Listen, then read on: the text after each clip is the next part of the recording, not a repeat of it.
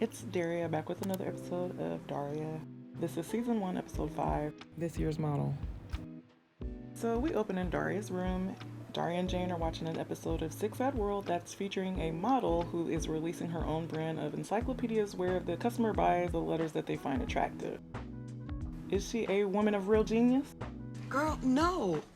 Jane's attention is drawn towards the room's padded walls. She loves them and so does Daria, but Daria's mom Helen keeps bringing up the topic of redecorating the room because she's absolutely 100% not a fan. And I'm pretty sure that's what most moms would recommend. Evidently, the previous owner had a few challenges and I guess they had the need for padded walls.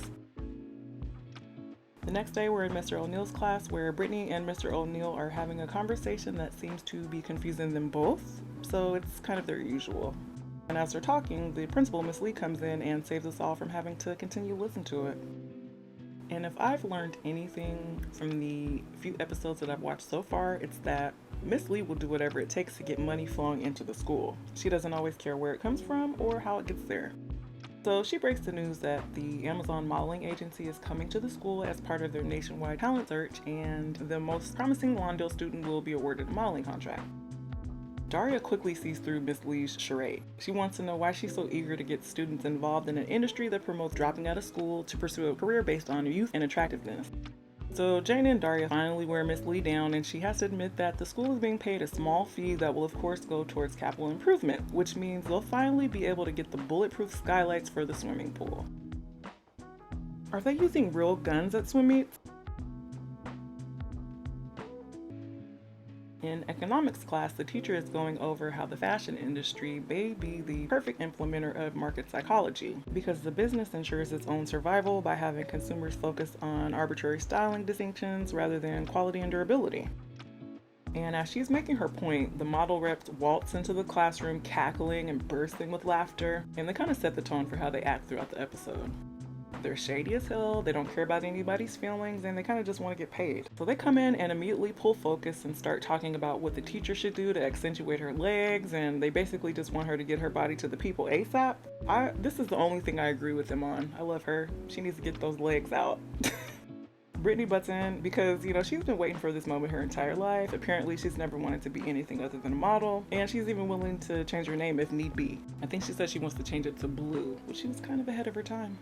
Brittany has on a full-length trench coat. Mind you, we've never seen this girl in anything except her cheerleading uniform, and it feels very odd to see her in normal clothes. Romanica, who is the Amazon rep, takes a closer look at Brittany, and she tells her to slip out of that jacket and give them a little runway. She does just that. Brittany whips off that coat and gives them the stiffest runway moment these brown eyes have ever seen.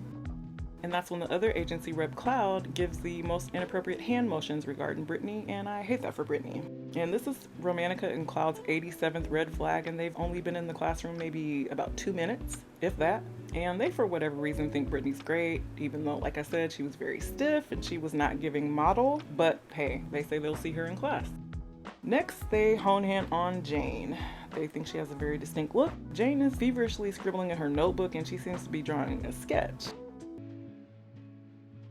Now, when she revealed the sketch, did I think it was going to be 2 vultures with the faces of the Amazon reps who happen to be hovering over somebody that appears to be RIP'd? No, I didn't. So once they see that sketch, they move on and they focus in on Daria. Cloud thinks she's waif-like and pouty, and he asks her to take off her glasses. She explains she can't take off her glasses because she needs them to see scam artists. Touche.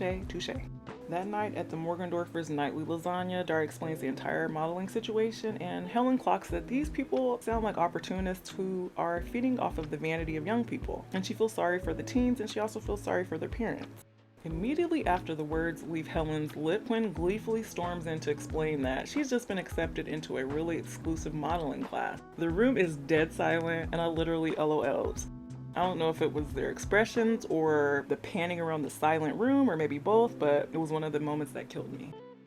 So the family sits Quinn down and tries to explain the situation to her, and Jake stands up and asks if he can leave because this whole conversation is making him uncomfortable. Helen tells him to sit right back down.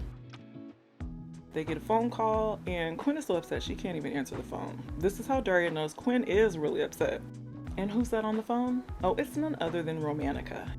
She tells Helen that Quinn has been selected along with a handful of other students to participate in a complimentary class in the school auditorium. And throughout the conversation, Helen continuously calls Romanica Monica, and Romanica keeps correcting her. And she continues to go on and on to Helen, who is extremely suspicious, by the way. She's saying how special Quinn is, how she has that it factor, and how she's a pearl in a bed of oysters. And of course, as any good scam artist knows, you must create some sort of urgency in the scam, so Romanica ends the call with, "Remember, opportunity knocks, but it doesn't beg." Quinn really wants to go, plus Helen has always told her that she can be anything she wants to be. So Helen finally gives in and decides to let Quinn participate in the free class and nothing more. Quinn loves it, she's thrilled, and she runs off. And as they do in practically every episode, their parents ask what it'll take to get Daria to tag along with Quinn just to keep an eye on her. And Daria doesn't hesitate. She knows exactly what she wants. She says she doesn't want to hear about any remodeling of her room for at least a year. And they both agree, so it's done. Daria was already thinking about going just on the off chance that she might get to witness Quinn embarrass herself. She would never forgive herself if she missed that. Helen and Jake's interaction after Daria leaves the table truly confirms that Jake hears a lot, but doesn't really listen to much. And we next find ourselves at the scam of a modeling class. The reps are talking nonsense while Jane and Daria make fun of the whole thing. Jane's brother, Trent, shows up, and after they talk, for some reason I felt compelled to look up how old Trent is, and he's 21. I have no idea why he's coming to see these sophomore and juniors. I'll move on, but I've got my eye on this Trent situation and I don't like it. That's when Brittany appears out of nowhere. She's inconsolable because she was cut. They told her she doesn't have what it takes. Exactly. That's when the rep scam the audience for male volunteers to pose with the girls on stage. They single out Kevin, much to Brittany's devastation, and also for some reason, Joey, Jeffy, and Jamie from the Invitation episode are there with disposable cameras, and they also volunteer. Daria suddenly leaves the room to make a phone call, and that's when things get hella weird. Cloud instructs the boys to lose their shirts, and he tells the girls to caress their bare chest because, quote, "You want them, they want you. All that remains is to find some place to let desire run free." End quote. What? Who does that? Excuse Quinn hears and sees that this is weird as hell, the vibe is not right, and she instantly excuses herself to the bathroom.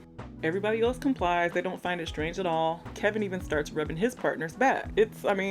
The plot has been lost, and I'm not even sure if a plot ever existed. The whole situation has gone off the rails because these are all children. Where's Miss Lee? Where's Mr. O'Neill? Where's Miss Economics teacher? I do not know her name. Forgive me. Who knows? Where is anybody? Somebody?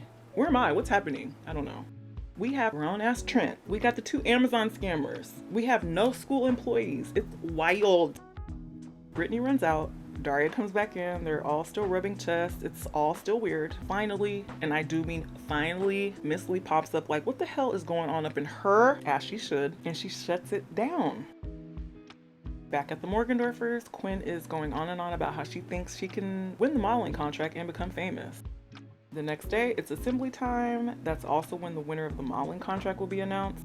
But first, Miss Lee has to address the weirdness that went on during the class yesterday. She says she doesn't want to give the students the impression that modeling has anything to do with sex. Let's move on. Kevin and Brittany interrupt, and their fighting kind of spills over to the assembly, and Brittany is still upset over the chest rubbing situation. And she confronts Kevin's thick queen for some reason. She also confronts this adult woman masquerading as a high school student? Who knows? Anyway, Kevin and Brittany run out.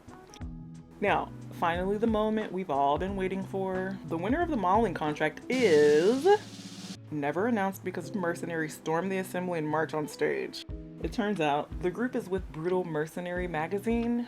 They are there to recruit teens who have what it takes to become a soldier for hire. He says mercenaries go where the money is. They not only kill, but they get paid for doing it, and they get paid well. And in a few days, they'll be offering a complimentary class right there in that very auditorium. Miss Lee is shocked. She wants to know what he's talking about. She has no idea who this man is. She didn't invite them. He says, "Oh, no, I received your letter and I have the check in the amount we agreed upon." And he even alerted the local news for a photo op. Miss Lee is shook because she genuinely did not invite them. And the news report on the Morgendorfers TV says that Miss Lee denied inviting Brutal Mercenary magazine to Lawndale High, but there was definitely evidence that she did in fact invite a modeling agency to recruit students on school grounds. Jake finds this unbelievable, like this is the first he's heard of this whole situation, and I sort of think it is. Quinn pulls a Scooby-Doo and says that she knows she would have won the modeling contract if it wasn't for that pesky Miss Lee breaking up the class, and also if the assembly wasn't interrupted by the mercenaries. Daria then comes across a story in the newspaper that features our resident dumb jock, none other than Kevin. Turns out he won the modeling contract, and I guess he is the pearl in a bed of oysters now. Of course, it's later revealed that Daria was the one who hired the mercenaries. Obvi, who else would have? We also get a glimpse of Kevin in the modeling world, and I have to say it's even more disturbing than the modeling class. Somebody should have protected Kevin.